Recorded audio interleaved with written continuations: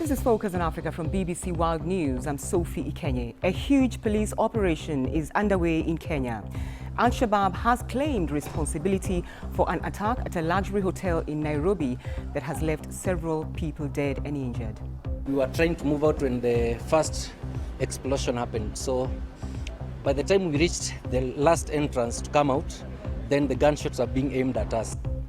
Set free, former Ivorian leader Laurent Gbagbo acquitted of all war crimes charges by the International Criminal Court.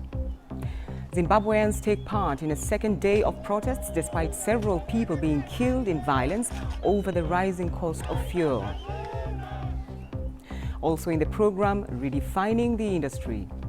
This hijab-wearing model is bridging the gap between modeling and modesty. If a woman feels comfortable walking down the runway with a bikini, she's allowed to do so. But if a woman wants to walk down the runway fully covered, then there's a problem. And I feel like that problem shouldn't be there. And in sport, Tunisia's club Esperance are celebrating their centenary despite a ban from the Confederation of African Football.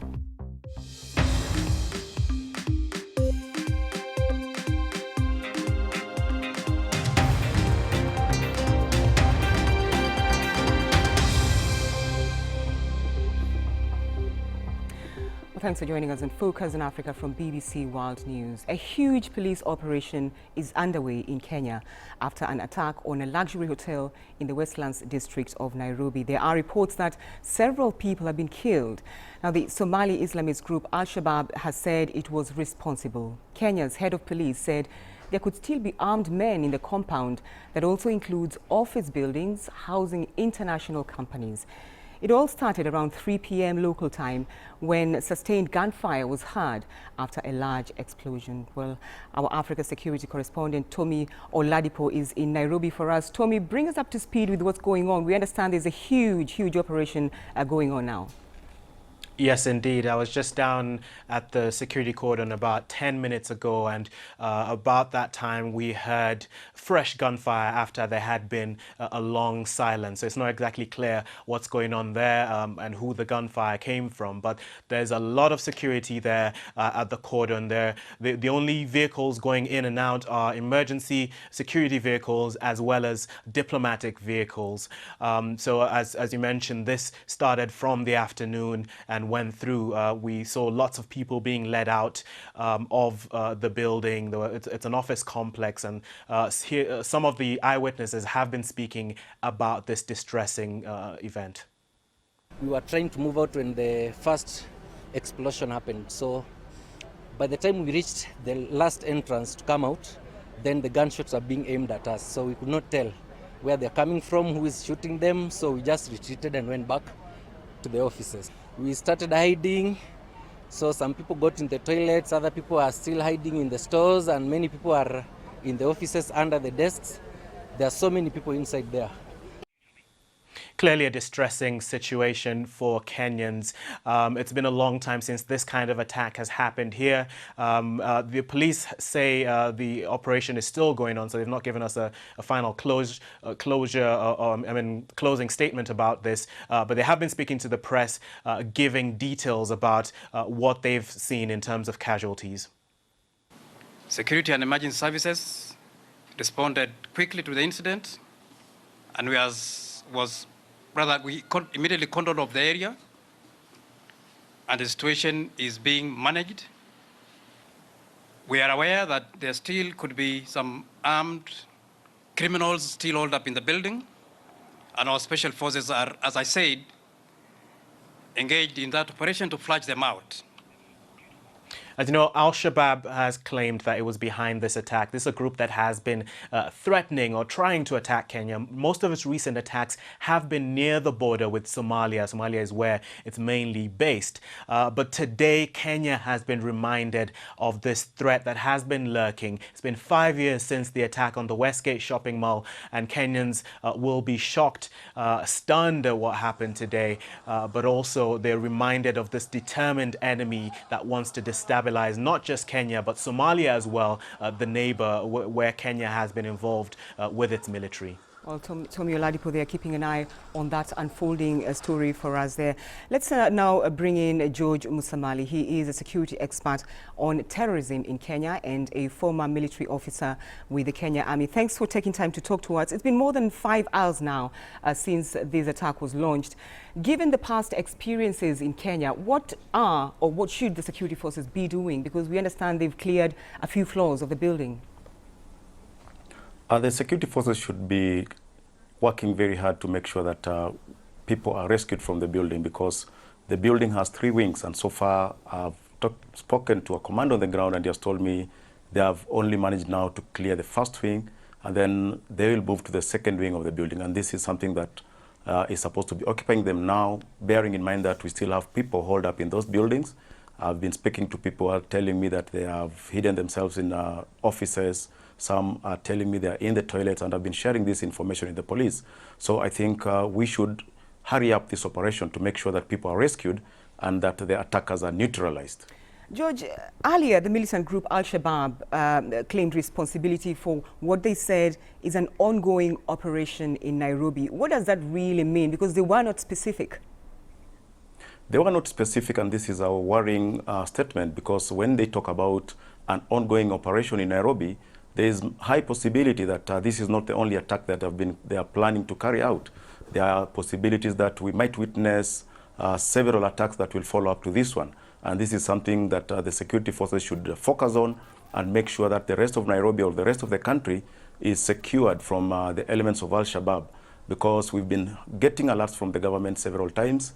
And a few months ago, there was an alert during the festive season that the Al-Shabaab are planning to carry out attacks in the country. So these imminent attacks have been there for quite some time, and we believe that the security agencies should have been on top of the game to make sure that they do not succeed. But now that they have succeeded and they're still talking about an operation in Nairobi, there is a possibility that this is not the end of everything. We might experience more attacks from the group. So the Westgate attack took several days to resolve.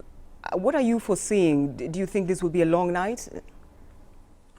I'm not foreseeing this being a long night, because in comparison to what we witnessed during the Westgate attack, the operation or the rescue operations right now have been well coordinated. During the Westgate attack, we witnessed a lot of uncoordinated activities between several agencies on the ground, but this time we are seeing that the security agencies are very, very much well coordinated, and they are working in tandem with each other. We are not seeing inter-agency rivalries that we saw during the Westgate attack. And I believe that now that they're moving from step to step, stage to stage, they have gone to the second floor.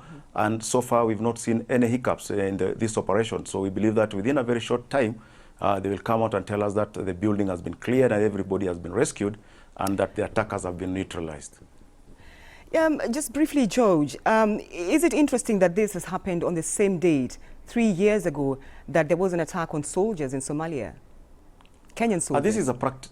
This has been always a practice of terror groups. It's not only in Kenya that you're witnessing the Al-Shabaab carrying out attacks during anniversaries.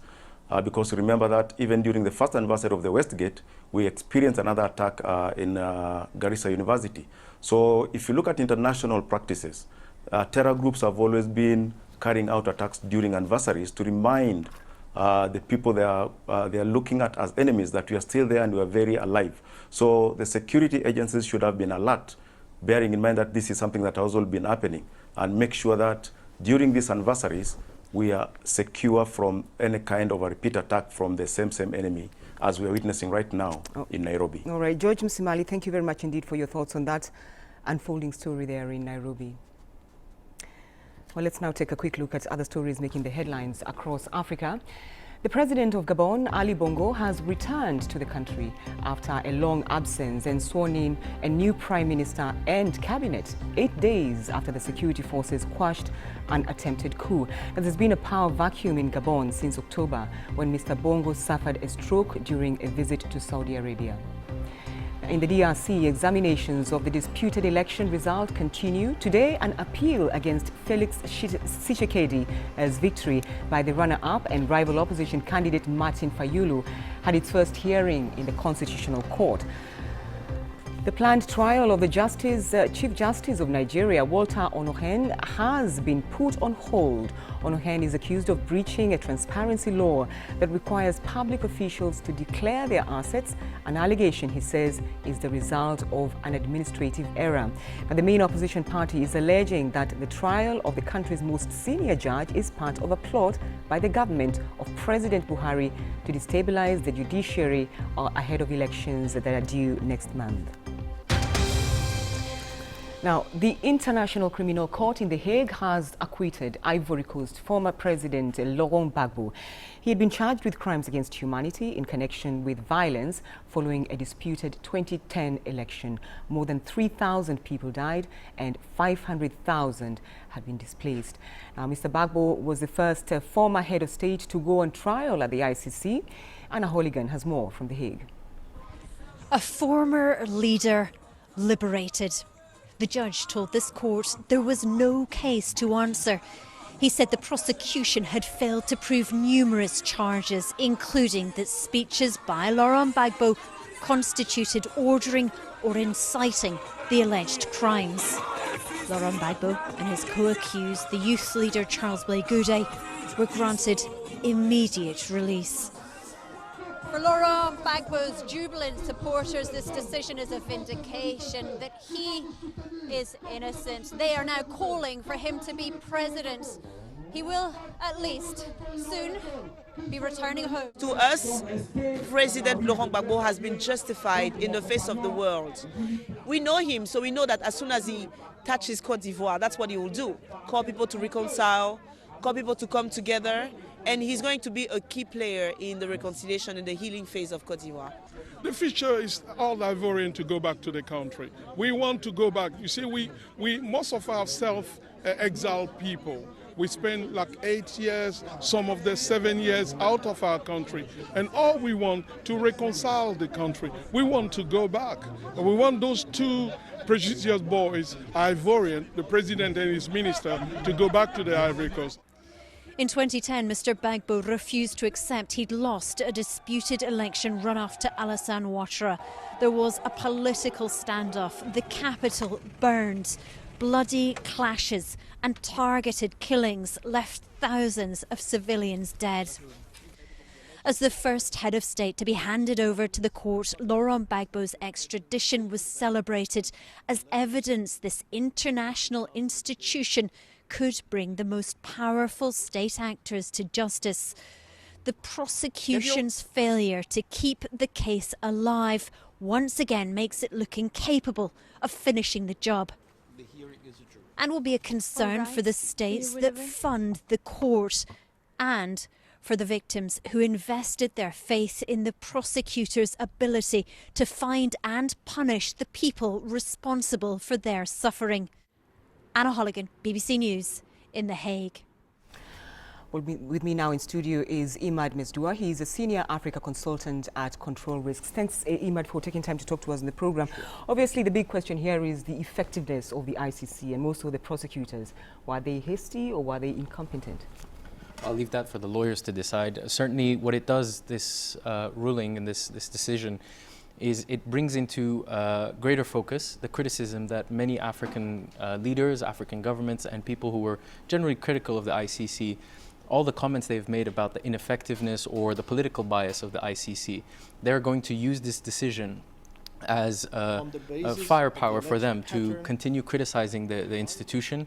You've had recent acquittals for the DRC, you've had acquittals for Kenya, and so this just confirms them in their views, and they will use this as further ammunition for their points. But the big question that other people are asking is, this was just one side of the whole incident, the whole conflict. Mr. Gbagbo was charged, but Ouattara's supporters, some of them who allegedly took part in the atrocities, were not. So the other side to this story, obviously, is that it's actually going to bring into focus the domestic issues within Ivory Coast. This isn't just a question about the ICC. Given the support that Laurent Gbagbo continues to wield amongst the electorate in Ivory Coast, this acquittal actually brings back into focus whether or not he is going to return to Ivory Coast, it actually poses new questions when it comes to shifting political dynamics that we've witnessed within Ivory Coast in recent months. What do you think this will change? How do you think things will change now? Well, as you know, there's a very big, important election coming up in 2020, and the main parties, the FPI, which Laurent Gbagbo was the head of, the RDR of President Ouattara, and the PDC of Henri Konan Bédié, all of these parties in recent weeks have been in kind of a reshuffle of dynamics of power ahead of this election. And many people will be asking the question now, what happens if Laurent Gbagbo sides and brings the support that he has to one or the other camp that are currently running, and some of the candidates they're going to be running. And one thing that's going to be very interesting to watch is the kind of international pressure that's going to be placed amongst between Western powers on Laurent Gbagbo to prevent him from coming back, because many, I think, see this as potentially dangerous to the stability of Ivory Coast. So for President Ouattara, what would he be thinking now, given today's events? Well, his spokesperson today said that he's calm and that he takes note of the decision. But as I said, what will probably be happening in the next few weeks amongst all of these political parties I mentioned, and particularly amongst the candidates who really would like to run for the presidency, is they will be courting Laurent Gbagbo's supporters, his support, his network, and they'll be looking to get them on side. And it remains to be seen whether or not Ouattara and his allies will be amongst those people who will be trying to talk to members of the FPI and breakaway factions in the FPI who no longer necessarily support Laurent Gbagbo and his wife Simone. So quite some impact on the political scene there in Ivory Coast. Imad Desdua, always a pleasure speaking to you. Pleasure's all mine. Thank you. This is Focus on Africa from BBC World News. Still to come in sport, Tunisia's Malek Jaziri is forced to retire from the Australian Open. I'm Sophie Ikenya and you're watching Focus on Africa from BBC World News. The top stories on this program. A huge operation is going on in Nairobi after an attack on a hotel. There are reports that several people have been killed. The Somali-based militant group Al-Shabaab have claimed responsibility. Now, the International Criminal Court has acquitted the former president of Ivory Coast, Laurent Gbagbo, of all charges. He was accused of crimes against humanity and other crimes committed during violence following disputed elections in 2010. Zimbabweans across the country have taken part in a second day of mass protests despite authorities using tear gas to try to disperse angry crowds. On Monday, several people were killed during violence in the capital Harare and Bulawayo after the president more than doubled the price of fuel over the weekend. Well, the BBC's Shinga Inyoka is in Harare, from where she sent this report.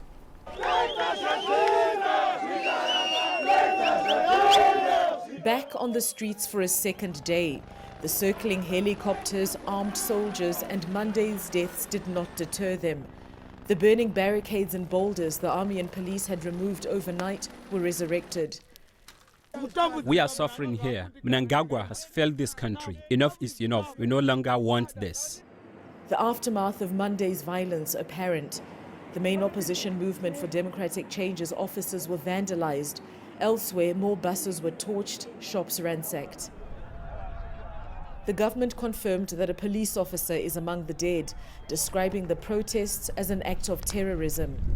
As soldiers and police conducted door-to-door raids, human rights observers accuse them of brutal assaults and arbitrary arrests. We went to speak to one victim.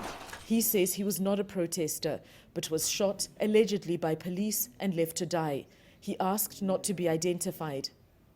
When my parents came, they carried me from where I was and put me in the car. So when they were doing that, the policemen came again and beat them with the baton stick. So they beat your parents with baton sticks while they were trying to help you? Yes. President Mnangagwa will be watching these scenes from Russia. He secured an investment from a diamond miner, but the good news is overshadowed by the crisis at home, where businesses remain shut. On any other day, this major street in the central business district of Harare is filled with vehicles and human traffic. But on this, the second day of the national shutdown, more companies have closed. It's a huge dent to President Emmerson Mnangagwa's international investment pitch that Zimbabwe is open for business. Once again, politics has taken the center stage in Zimbabwe. and the protesters have vowed to return. Shingai Nyoka, BBC News, Harare. You're watching BBC Focus on Africa. Let's find out what's happening in the world of sport with Mimi. Thank you very much, Sophie. Tunisia's Esperance are still holding their celebrations, marking 100 years since the club was founded, despite being punished by the Confederation of African Football. The reigning African champions will have to play their next 2 African Champions League matches behind closed doors. Esperance have been sanctioned for their behavior of their fans ahead of the second leg of last year's Champions League final against Egypt's Al-Ahli. The Tunisia side had been previously warned by CAF after problems during the second leg of their semi-final against Primero de Agosto of Angola. And Senegal's Karim Bodji has confirmed that he has returned to Belgian side Anderlecht so he can find regular first-team football. The 29-year-old World Cup defender had been on a season-long loan at Nantes since August. And finally, world marathon record holder Eliud Kipchoge is feeling the pressure for 2019. On Sunday, he won the overall prize at the country's Sports Personality of the Year Awards. The Olympian was feted for a stellar 2018 for his standout achievement of setting a new marathon world record. Afterwards, he went on to say that his latest recognition would push him to continue with his exploits. I think this is it has come with all the big responsibilities that everybody expecting me to do more for 2019, which I trust that this trophy will push me very much and I hope to do more. And that's all the sport. Back to you, Sophie. Thank you, Mimi. Thank you. Now, a Somali model is on a mission to redefine the modeling industry. Ikran Omar is determined to walk down the world's greatest runways fully clothed and with her hijab on. She's forging a successful career and changing people's perceptions while she's at it.